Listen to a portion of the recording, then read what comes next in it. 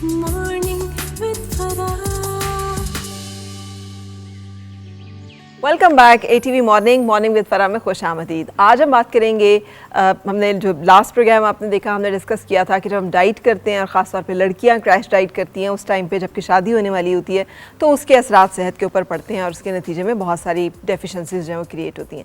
आज हम next stage की बात करेंगे कि आप शादी के बाद जो एक प्रेगनेंसी है और प्रेगनेंसी के बाद आपने अपने आप को कैसे वापस उस वेट एंड साइज़ में लेकर आना है और उसके साथ साथ जो आपकी न्यूट्रिशनल रिक्वायरमेंट है उसको कैसे पूरा रखना है। बात करने के लिए मेरे साथ हमारी न्यूट्रिशनिस्ट मौजूद हैं डॉक्टर हुमा जहांगीर। अस्सलाम वालेकुम। वालेकुम अस्सलाम। कैसी हैं आप? अल्हम्दुलिल्लाह ठीक ठाक बिल्कुल। अच्छा, इज़ इट वेरी चैलेंजिंग, बहुत ही मुश्किल है कि आप मतलब प्रेगनेंसी के बाद वापस अपने जो कपड़े हैं उनमें फिट हो जाएंगे? बेसिकली चैलेंजिंग तो ऑब्वियसली हार्मोनल चेंजेस भी हैं, वेट गेन भी है, बेबी का भी आपका वो सारा टाइम 9 मंथ्स का गुजरता है। तो कोशिश ये की जाती है कि जो 9 मंथ्स हैं उसके अंदर एक जो बुकिश वेट है दैट इज़ 10 kgs जो कि बढ़ता है, जो कि बढ़ता ही बढ़ता है व्हाटएवर, और which is a very healthy weight gain. 22 pounds होते हैं और वो अगर उतने आपके गेन हुए फ्यू kgs मोर और लेस तो उसमें ये होता है कि आप इजीली उसको कंट्रोल कर लेते हैं। ठीक है। जिस तरह हमने पिछले प्रोग्राम में बात की थी कि अगर हम शुरू से वीक ही हैं तो प्रेगनेंसी भी वीक जाती है, बच्चा भी वीक होता है। लेकिन अगर प्रेगनेंसी के अंदर डाइट आपकी सही हो जाती है, नरिशमेंट्स न्यूट्रिशन आपकी सही रहती है, सप्लीमेंट्स आप लेते रहते हैं तो you gain a good amount of weight. And that means कितना बाज़ औक़ात ये जो गेस्टेशनल शुगर है इसकी वजह से भी बेबी का भी और माँ का भी वज़न जो है वो ज़्यादा बढ़ जाता है। लेकिन गेस्टेशनल शुगर का भी ये है कि आप उसको कंट्रोल रखते हैं ना। वो तो इनिशियली जब आपके फर्स्ट ट्राइमेस्टर में टेस्ट होते हैं तो उसी में डायग्नोज यूजुअली हो जाता है। ठीक। अगर वो सेकंड ट्राइमेस्टर में जाके शुरू होती है दैट इज़ डिफरेंट, लेकिन शुरू में क्योंकि कई लोगों की फैमिली में हिस्ट्री होती है शुगर की तो उसके लिए तो फिर टोटली डिफरेंट न्यूट्रिशन वो कर देते हैं, डाइट प्लान ही चेंज कर देते हैं कि जो एक्सपेक्टिंग मदर है वो क्या कुछ खा सकती है।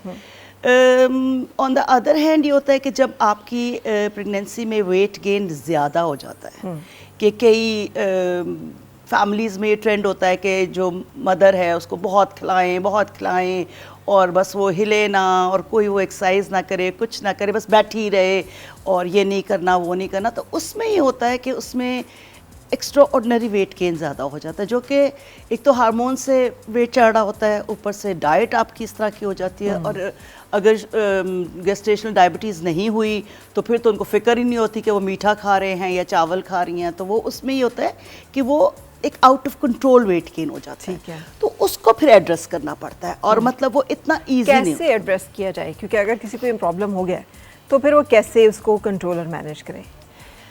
पर इस तरह से आप उसको मैनेज कर सकते हैं। पहले तो देखेंगे कि कितना इंक्रीज़ हुआ है, क्योंकि एक टाइम पीरियड होता है postpartum period which is 40 days, जिसमें हम ट्राई ये करते हैं कि मदर और चाइल्ड जो है वो इतनी हेल्दी डाइट पे हो कि उसको आफ्टर द डिलीवरी कॉम्प्लिकेशंस ना हो। सबसे बड़ी हमारी जो मेन हमारा जो एजेंडा होता है वो यही होता है कि दोनों माँ और बच्चा जो है वो बहुत हेल्दी न्यूट्रिशनल डाइट के ऊपर रहे, क्योंकि अब मदर ने फीड भी कराना है विच इज़ मेरे हिसाब से इट्स अ मस्ट। ठीक है कि हर लड़की को चाहिए कि वो अपने बच्चे को फीड कराए। तो क्या डाइट रखें फिर? तो उसमें ये है कि शुरू में तो यही होता है कि आप कोशिश ये करते हैं कि आप हर बैलेंस पूरी डाइट होती है, आप अच्छा नाश्ता करें, आप नॉर्मल खाना खाएं दोपहर का, जिस तरह हम लोगों ने डिस्कस किया हुआ है कि जी चपाती लेनी है, सब्ज़ी लेनी है,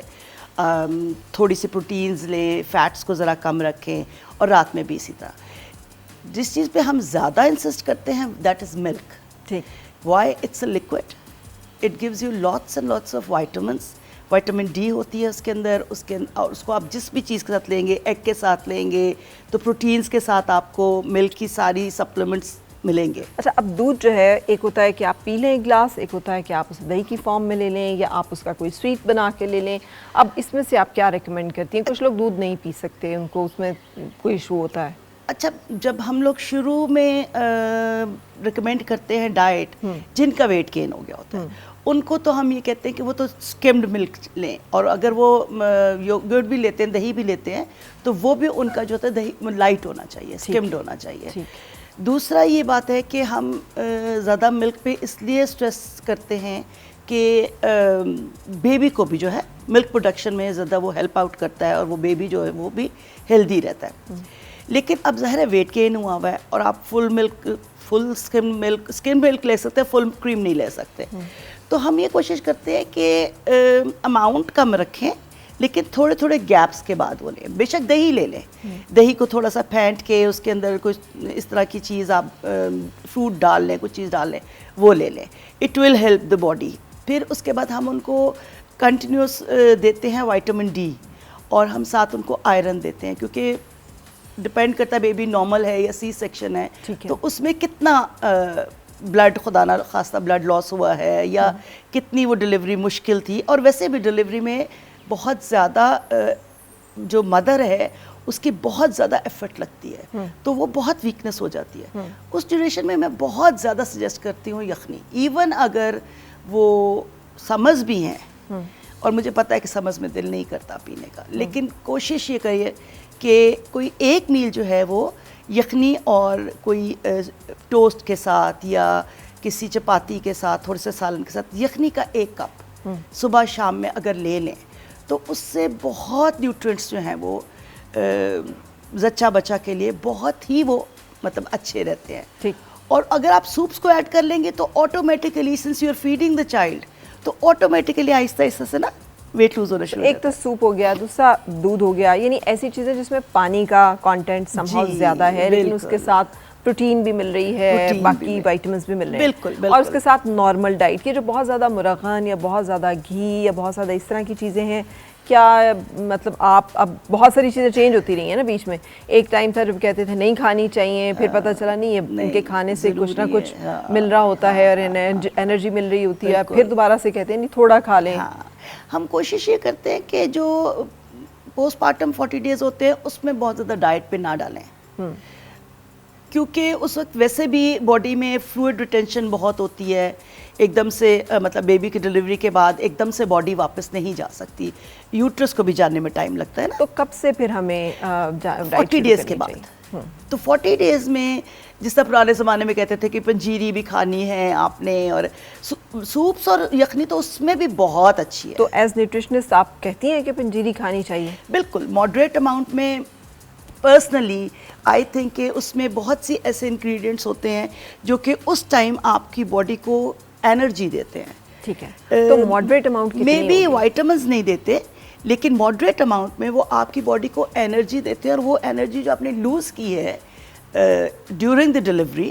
ماڈریٹ اماؤنٹ کتنی ہے؟ دیکھیں پنجیری بھی ڈفرینٹ فارمز میں بنی ہوئی ہوتی ہے. اگر آپ اس طرح لے لیں جو بازار میں ملتی ہے, آئی ڈونٹ نو وہ کتنی اچھی ہوتی ہے, لوگ تو گھر میں بناتے ہیں نا, بہت اچھی بناتے ہیں, تو وہ کھلی کھلی سی ہوتی ہے, تو اس کے 3-4 چمچ آپ نے ایک ٹائم پہ لے لیے دن میں, بہت ہے. ٹھیک ہے. وہ جو بازار میں ملتی ہے وہ میرے خیال میں لڈو کے فارم میں ہوتی ہے, تو اس کو آپ ہاف کر لیں.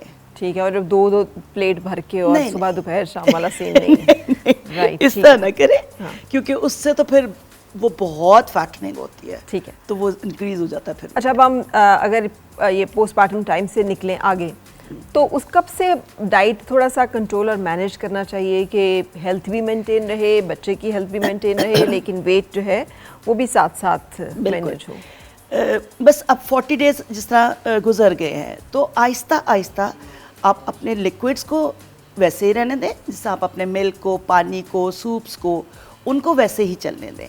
اور جو آپ کی ایٹنگ تھنگز ہیں اس میں آپ سمپل شوگرز جس طرح کہ ڈبروٹی ہے, چاول ہے, آلو ہیں, ان کو ریڈیوس کر دیں, چینی کو نکال دیں بالکل, اور اس کی جگہ آپ ہیلدی بریک فاسٹ لے لیں. اس کی جگہ آپ نارمل ایک کھانا لیں گی, چپاتی بہت چھوٹی سی تھوڑا سا پورشن لے لیں, اور ان جو جگہ پر آپ کو کیونکہ فیڈ کرا رہے ہیں بھوک لگتی ہے, تو you can easily take soup at that time. اور وہ فلنگ بھی ہو جاتا ہے. اچھا فلنگ ہو جاتا ہے مگر فل فلنگ نہیں ہوتا. فل فلنگ نہیں ہوتا. آپ کی کریونگ جو ہے بعض اوقات فوڈ کی کچھ کھانے کی رہتی ہے تو دین اس وقت ہم کچھ فروٹ یا کچھ ویجیٹیبلز ساتھ ایسی ویجیٹیبل فروٹس تو آپ نے ایڈ کرنی ہے. اچھا اب بعض اوقات جو پرانی ہماری میتھس ہیں اس میں کہا جاتا ہے سخت چیزیں نہ کھائیں کیونکہ وہ سم ہاؤ بچے کے لیے ٹھیک نہیں ہوں گی کیونکہ آپ کی ڈائجیشن اگر افیکٹ ہوتی ہے تو بچے کی بھی ہوتی ہے. آپ اگری کرتی ہیں اس سے یا آپ کو لگتا ہے ایک میتھ ہے؟ دیکھیں یہ کہنا کہ جی فار ایگزامپل کہ امرود کھایا تو بچے کے پیٹ میں درد ہو جائے گی, ایسی بات نہیں ہوتی. ہو سکتا ہے بچہ کول کی ہو جائے لیکن اس کا یہ وجہ نہیں کہ آپ نے کیونکہ امرود کھا لیا ہے تو امرود بچے کے اندر چلا گیا ہے, ایسے نہیں ہوتا. کچھ فروٹس اور کچھ فوڈز ہوتے ہیں وہ ہیوی ان فیٹس ہوتے ہیں, ان میں زیادہ نرشمنٹ اتنی زیادہ ہوتی ہے جو بچہ برداشت نہیں کرتا, اور وہ ملک مکس کریٹ ہوتے ہیں. تو اس میں یہ ہوتا ہے کہ ہم کوشش یہ کرتے ہیں کہ ڈائٹ پلان ایسا دیں کہ جس میں جو بھی بچہ فیڈ کرے گا مدر کی اس کو بھی وہ فوڈ ہضم ہو جائے ایزیلی. ٹھیک ہے. تو اس لیے کہتے ہیں کہ بھئی اس طرح کی یہ چیز ماؤں کو پتہ ہوتا ہے کہ اچھا میری بیٹی کو یہ وہ اس طرح طبیعت اس کی نہیں سنبھالتی اس کو, تو وہ سمجھتی ہے کہ شاید بچوں کو, لیکن ایسی بات ہوتی نہیں ہے. صحیح. اچھا اب آپ کہہ رہی ہیں کہ یہ ہم ڈائٹ اس کے بعد سے یہ جو بیسک ہماری چیزیں ہوتی ہیں کہ چینی کم کر دیں, بالکل چاول اور روٹی والا جو کانٹینٹ ہے وہ کم کر دیں, کاربوہائیڈریٹ جو بڑی ہوتی ہے اس طرح آلو ہو گئے, بہت زیادہ پاستا, یہ جنک فوڈ وغیرہ یہ نہ لیں, یہ بالکل نہ لیں. ہیلدی سبزیاں لیں. لیکن ان سب کے کرنے سے کتنے عرصے کے بعد ہم واپس اپنے نارمل ایک ویٹ گین جو ہمارا ہوا ہے اس کو نارمل کر سکتے ہیں؟ دیکھیں ساتھ ساتھ آپ نے نا ایکسرسائز مینز واک, کیونکہ اگر گاڈ فاربڈ سی سیکشن جو کہ آج کل بہت زیادہ ہوتا ہے, سی سیکشن ہوتا ہے تو پھر تو آپ بہت زیادہ ایکسرسائز انیشلی کر ہی نہیں سکتے. اگر نارمل ڈلیوری ہوئی ہے تو پھر yes you can start mild exercises, اور واک البتہ جو ہے وہ کوئی سا بھی جو ڈلیوری کا موڈ ہے واک ایزیلی کی جاتی ہے. تو آپ ماڈریٹ ڈائٹ لیں کیونکہ فیڈ کرا رہی ہیں, اور ساتھ آپ واک کریں, اس سے آپ ود ان 3-4 months اپنے ویٹ پہ آ جائیں گی. لیکن اس کا بہت گہرا تعلق ہے کہ اگر آپ بچے کو خود فیڈ کرا رہے ہیں تو بہت فرق پڑتا ہے. میں نے دیکھا ہے کہ جو مدرز خود فیڈ کراتی ہیں ان جلدی پتلی ہو ان کا اور نہ صرف یہ بلکہ بریسٹ کینسر کی ریشو ان خواتین میں بہت کم ہے. اور جو خواتین جو ہیں وہ فیڈ نہیں کراتی فار اینی ریزن, ایک تو ان کا اسٹبن فیٹس جو ہیں ان کی باڈی میں آتے ہیں, نمبر 2 یہ کہ ان کے ہاں جو ہے بریسٹ کینسر کی ریشو جو ہے وہ الارمنگلی ہائی, بہت زیادہ. ہم لوگوں نے جس زمانے میں کلینک میں کام کرتی ہوتی تھی as a medical officer, senior medical officer تھی میں, تو اس زمانے میں نے بہت بریسٹ کینسرز ان لوگوں میں دیکھے جن کے بچے مدر فیڈ نہیں تھے. تو اور بچے مدر فیڈ نہ ہونے کی یوزلی کیا وجہ تھی؟ کئی دفعہ تو ایسے ہوتا ہے کہ مدرس چاہتی ہیں, میں نیگیٹو بات ضروری نہیں کہ نیگیٹو ہی ہو, مدر چاہتی بھی ہیں لیکن ان کو ینگ ہوتی ہیں, طریقہ آتا نہیں ہے, بڑی جلدی ڈس ہارٹنڈ ہو جاتی ہیں, اور شروع میں تو وہ سمجھتی کہ ملک آ ہی نہیں رہا. اس وقت ڈاکٹر کو یہ گائیڈ کرنا ہوتا ہے کہ جی بچہ سکل کرے گا, اس کا رسپانس برین میں جائے گا تو ملک ایکسکریٹ ہوگا. لیکن ڈاکٹرز میں نے دیکھا ہے کہ اس ٹائم پہ فارمولا ملک بڑے آرام سے لکھ کے دے دیتے ہیں, بالکل, اور وہ کہتے ہیں چھوڑیں یہ دینا شروع کر دیں, اینڈ اس طرح سے ایک بہت نیچرل پروسیس جو ہے وہ آلٹر ہو جاتا ہے. یہ جو ایک پریکٹس, یہ رسپانسبلٹی لینی ضروری ہے ڈاکٹرز کے لیے, کیونکہ بچیاں جو ینگ اسپیشلی جو فرسٹ ٹائم پرائمری گریویڈاز ہوتی ہے, فرسٹ ٹائم جن کا بیبی ہوا تھا, ان کو زیادہ آپ کو ٹرسٹ ڈاکٹر پہ ہوتا ہے, اپنے گھر والوں پہ نہیں ہوتا. مائیں کہہ رہی ہوتی ہیں کہ نہیں فیڈ کراؤ, لیکن بچی کہتی نہیں, ڈاکٹر نے کہا کہ فارمولا لگا دو. تو یہ ہماری رسپانسبلٹی ہے کہ ہم مدر کو بتائیں کہ آپ کی ہیلتھ کے لیے بھی اور بچے کی ہیلتھ. لیکن ایکچولی لاس ڈاکٹر کا نہیں ہوتا نا, لاس اس بچے کا ہوتا ہے جسے ماں کا اتنا اللہ تعالیٰ کا انمول تحفہ نہیں ملتا, اس ماں کا ہوتا ہے جس کے اندر بریسٹ کینسر جو ہے وہ ہو سکتا ہے کیونکہ اس نے ایک جو نیچرل پروسیس تھا اس کو نہیں فالو کیا.